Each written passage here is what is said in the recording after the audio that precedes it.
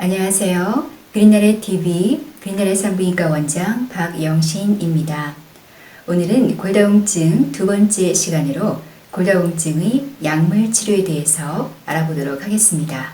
준비한 자료 함께 보실까요? 오늘은 골다공증 두 번째 시간으로 골다공증의 약물 치료에 대해서 알아보겠습니다. 먼저 약물의 기전을 이해하려면 뼈의 리모델링에 대해서 이해를 하셔야 합니다. 우리 뼈는 항상 똑같이 유지되는 것이 아니라 오래되고 낡은 뼈는 제거하고 새로운 뼈를 만드는 리모델링 과정이 이루어집니다. 마치 우리 피부에 오래된 세포는 각질이 되어 떨어져 나가고 새로운 세포가 재생이 돼야 건강하고 탄력 있는 피부를 유지하는 것과 같습니다. 이 그림에서 이 부분이 뼈이고 윗부분이 골수입니다. 뼈 속은 그냥 텅 비어 있는 것이 아니라 골수라는 공간으로 채워져 있는데 이곳에서 여러 가지 혈액을 구성하는 세포들이 만들어집니다. 그중 줄기세포가 분화해서 파골세포와 조골세포가 됩니다. 파골세포는 오래되고 낡은 뼈를 제거하는 세포이고 이런 과정을 뼈가 흡수된다고 합니다. 이 과정에 이어서 조골세포가 새로운 뼈를 만들게 되는데 이를 뼈의 형성이라고 합니다. 이런 골의 흡수와 형성이 균형 있게 잘 이루어져야 우리 뼈가 건강하게 유지될 수 있습니다. 이것이 현미경으로 본 뼈의 구조입니다. 이 부분이 골수이고 이 부분이 뼈 부분입니다. 골세포가 보이고 하얀 부분은 미네랄이 침착된 것이고 뼈의 가장자리에 나란히 있는 조골세포의 모습을 볼 수 있습니다. 골다공증이 치료에 쓰이는 약물들도 그 기전에 따라 크게 두 가지로 나눠볼 수 있습니다. 골 흡수를 억제하는 약물과 골 형성을 촉진하는 약물입니다. 골 형성을 촉진하는 약물은 테리파라타이드라는 약물 한 가지밖에 없고 나머지는 다 골 흡수 억제제입니다. 그럼 하나씩 알아보도록 하겠습니다. 먼저 비스포스포네이트를 보시겠습니다. 골 흡수 억제제로서 아마 현재까지 가장 많이 쓰인 골다공증 치료제일 겁니다. 구조상 포스포네이트가 두 개 붙어 있어서 비스포스포네이트라고 불려지게 되었습니다. R1과 R2의 모가 분야에 따라서 여러 가지 약물들이 있습니다. 비스포스포네이트는 우리 몸속에 들어가면 칼슘에 들러붙습니다. 우리 몸에서 칼슘이 가장 많은 곳이 뼈가 되겠죠. 이것이 피로포스페이트와 비슷하게 생겨서 피로포스페이트를 조효소로 쓰는 효소의 작용을 억제하는 효과가 있습니다.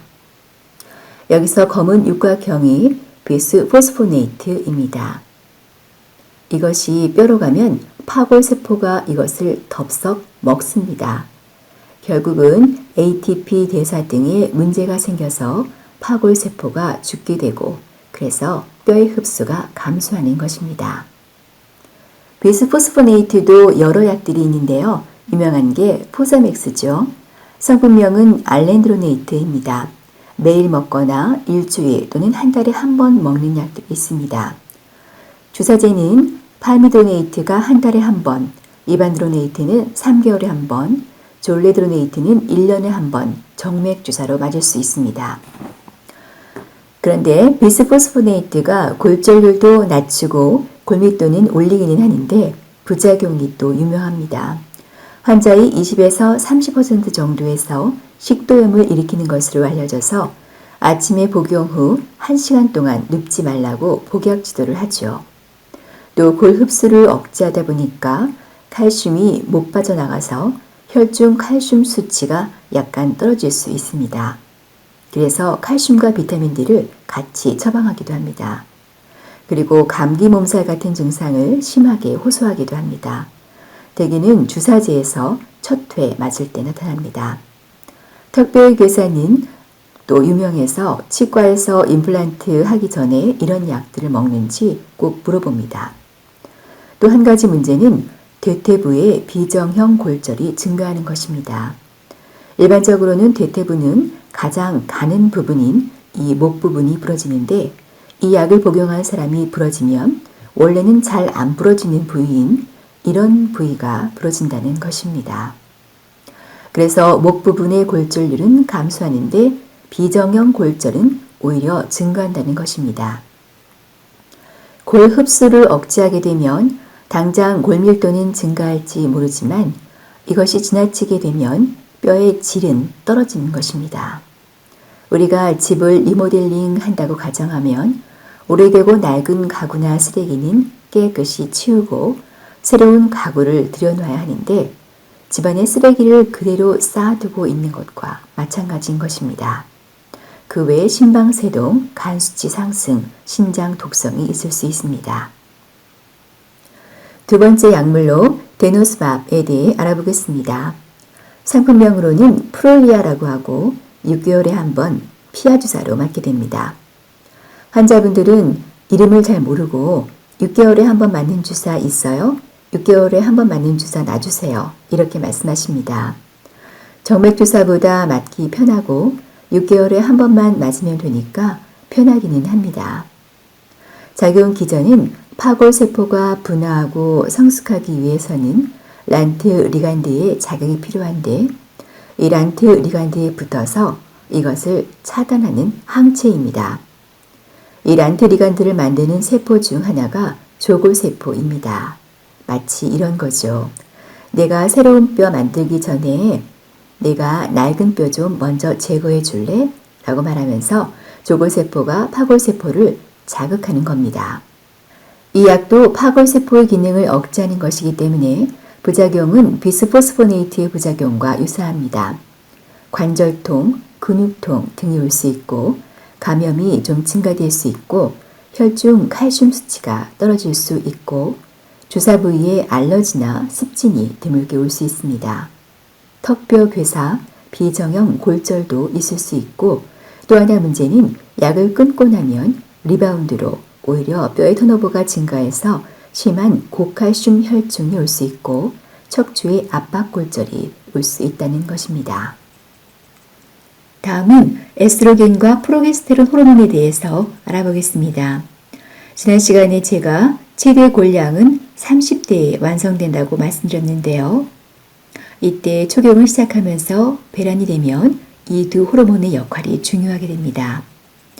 에스트로겐은 란틀리간드는 감소시키고 OPG는 증가시켜서 결국 파골세포의 기능을 억제하게 됩니다. 여기서 OPG는 란틀리간드에 붙어서 이것을 파골세포에 못 붙게 차단하는 것입니다. 데노스맙이라는 약과 동일하게 작용하는 것이죠. 또 에스트로겐은 장에서 칼슘의 흡수를 돕습니다.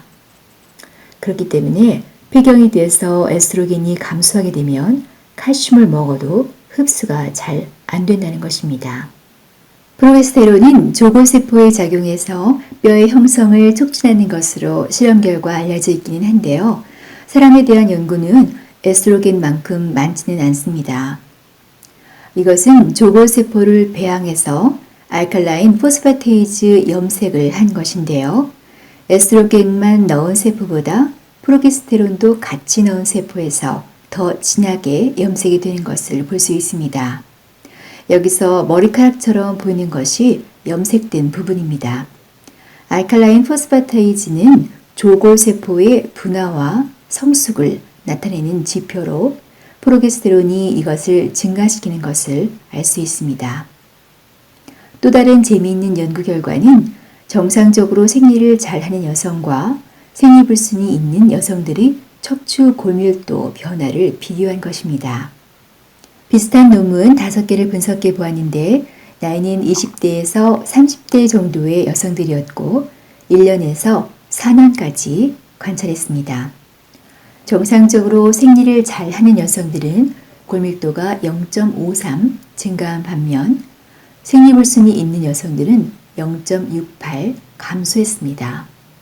여기에서 배란이 잘 되는 것이 뼈 건강에도 중요하다는 것을 알 수 있는데요. 배란이 돼야 프로게스테론이 분비가 되기 때문에 결국 프로게스테론이 뼈 형성에 중요하다는 것을 알 수 있습니다. 지난번에 보여드렸던 자료인데요. 에스트로겐과 미부나 프로게스테론을 4년간 복용하고 골밀도를 측정했을 때 위약군보다 유의하게 골밀도가 증가하거나 적게 감소한 것을 볼 수 있습니다. 특히 척추 부분이 위약군이 골밀도가 3.7 감소한 반면 호르몬을 복용한 군은 3.6 증가한 것을 볼 수 있습니다. 제가 지난번에 조금 잘못 말씀드렸었죠. 보통 갱년기 증상에 쓰이는 여성 호르몬 제제들이 에스트로겐과 합성 프로게스틴으로 되어 있는데 뼈에도 도움이 됩니다. 그런데 유방암 위험도를 높이기 때문에 그 중에서도 잘 선택을 해야 된다고 했죠. 다음은 썸에 대해서 알아보겠습니다. 썸은 에스트로겐 수용체에 선택적으로 작용해서 어떤 조직에서는 기량제로, 어떤 조직에서는 효능제로 작용하는 약물이라고 했습니다. 썸은 뼈에서는 다 효능제로 작용합니다. 즉 뼈에서는 에스트로겐처럼 작용한다는 것입니다. 이 중에서 골다공증에 주로 쓰이는 약물은 랄록시펜과 바제독시펜입니다. 랄록시펜의 부작용이 알려지면서 최근에는 바제독시펜을 더 많이 쓰고 있습니다. 4개의 무작위 대조군 연구를 종합 분석한 결과 바제독시펜이 척추 골절률을 유의하게 감소시켰고 또 척추 골밀도도 유의하게 증가시키는 것으로 나타났습니다. 그리고 심각한 부작용도 없었다고 합니다. 다음은 T색입니다. T색은 에스트로겐과 썸을 결합시켜 놓은 것입니다. 에스트로겐도 뼈에 좋고 썸도 뼈에 좋으니까 당연히 뼈에 좋을 것으로 기대가 됩니다. 이것도 지난번에 보여드렸던 자료인데 기존의 호르몬 제제 그리고 썸, 위약을 먹이고 1년 후에 골밀도를 비교해 보았을 때 가장 많이 오른 것이 기존의 호르몬 제제이고 그 다음이 T셋, 그 다음이 바제독시펜 단독 제제도 조금 증가했고 위약군은 감소한 것을 볼 수 있습니다. 다음은 유일한 골 형성 촉진제인 테리파라타이드에 대해서 알아보겠습니다. 상품명은 포스테오주인데 이것은 환자가 매일 자기 배에 직접 피하 주사하는 주사제입니다. 이 펜 하나로 28일을 맞을 수 있습니다. 1년 사용 결과 골밀도가 8% 증가했고 골절률도 감소시켰다고 하는데 그 효과가 18개월까지만 있었다고 해서 최고 2년만 쓰도록 되어 있습니다. 그런데 이 약이 보험 조건이 매우 까다롭습니다. 65세 이상 환자로 2개 이상의 골절이 있어야 합니다. 그러니까 아주 심한 환자만 되는 것이죠. 보험이 안 되면 20만 원이 넘으니까 좀 부담이 될 것 같습니다. 작용 기전을 보시면 이것은 부갑상선 호르몬의 한 부분을 합성한 것인데요. 부갑상선 호르몬이 만성적으로 항상 높으면 골 흡수를 촉진하지만 간헐적으로 노출이 되면 오히려 조골세포를 활성화해서 뼈의 형성을 촉진하는 것입니다. 그림에서 빨간 것이 테리파라타이드인데 조골세포에 부갑상선 호르몬 수용체에 붙어서 조골세포를 자극하는 것입니다. 이론적으로는 골 형성을 촉진하니까 매우 좋을 것 같은데 이 약 또한 부작용이 있습니다. 두통, 메스꺼움, 어지러움, 다리의 통증 등이 있을 수 있는데 대개는 시간이 경과되면 괜찮아집니다. 또 주의 실험에서 골 육종을 일으키는 것으로 판명되었습니다. 즉 뼈의 형성을 촉진하다 보니까 뼈에 암이 생기는 것입니다. 물론 주의 뼈와 사람 뼈는 다르다고 합니다. 이 약이 출시된 지 9년이 되었는데 지금까지 2케이스의 골육종이 발생했다고 합니다. 이것은 인구 10만 명당 1명꼴로 일반인들이 인구 10만 명당 0.4명 발생하는 것보다 단지 약간 증가한 것이라고 FDA에서는 크게 문제될 게 없다고 했다는데 그래도 좀 겁이 납니다.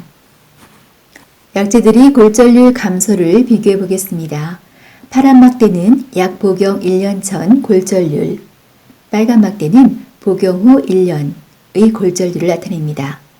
척추골절은 다 유의하게 감소한 것을 볼 수 있습니다. 테리파라타이드에서 파란 막대가 유독 높은 것은 골절이 있었던 환자에게 수록한 약제 규정 때문입니다. 대퇴부 골절도 다 감소했는데 랄록식펜은 오히려 더 증가한 것으로 나타났습니다. 마지막으로 골절률과 골밀도 변화율 비교 데이터입니다. 바지독시펜은 척추 골절률이 42% 감소했고 대퇴부 골절에는 큰 효과가 없었고 골밀도는 둘 다 올라갔습니다. 티색은 골절에 대한 데이터가 아직 없습니다. 골밀도는 약간 올리는 것으로 나타났습니다. 비스포스포네이트는 골절률을 둘 다 감소시켰고 골밀도도 올립니다. 카시토닌은 척추 골절만 감소시켰습니다. 데노스맘은 골절률도 낮추고 골밀도도 많이 올립니다. 호르몬 제제는 골절률을 둘 다 감소시켰고 골밀도도 증가시킵니다. 랄록식펜은 척추 골절률만 감소시키고 골밀도는 둘 다 약간 증가시켰습니다. 테리파라타이드는 척추 골절률만 감소시키고 골밀도는 둘 다 많이 올립니다. 네, 오늘도 준비한 영상 끝까지 시청해 주셔서 감사합니다.